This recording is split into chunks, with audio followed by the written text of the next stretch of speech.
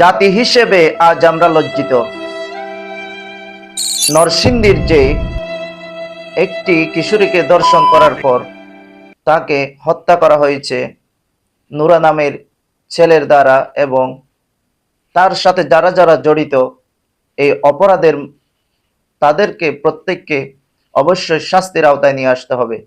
সেটির জন্য মাননীয় প্রধানমন্ত্রীর কাছে, সরকারের কাছে, স্বরাষ্ট্রমন্ত্রীর কাছে অনুরোধ থাকবে, অবশ্যই এদেরকে দ্রুত আপনারা বিচারের আওতায় নিয়ে আসুন। সারা বাংলাদেশ তোলপাট হয়ে গেছে এই ঘটনাটি। এর আগে অনেকবার তাকে রেপ করা হয়েছে এবং তাদেরকে সতর্কতা দেওয়া হয়েছে, এলাকা ছাড়তে বাধ্য করা হয়েছে।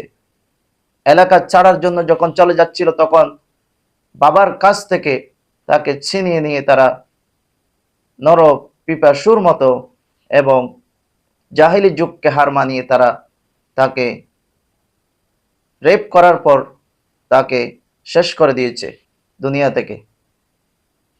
এই ঘটনায় যারা জড়িত প্রত্যেককে আইনের আওতায় আনার জন্য সরকারের কাছে অনুরোধ থাকবে, এবং যারা যারা মেম্বার সহ যারা যারা যেই দলের হোক না কেন, যারা জড়িত রয়েছে প্রত্যেককে, তাদেরকে অবশ্যই কঠিন শাস্তি দিতে হবে এবং তাদের যেই শাস্তি প্রাপ্য বাংলাদেশের আইন অনুযায়ী সেটি করার জন্য সরকারের প্রতি অনুরোধ রইল, সর্বোচ্চ শাস্তির যাতে করে ব্যবস্থা করা হয়।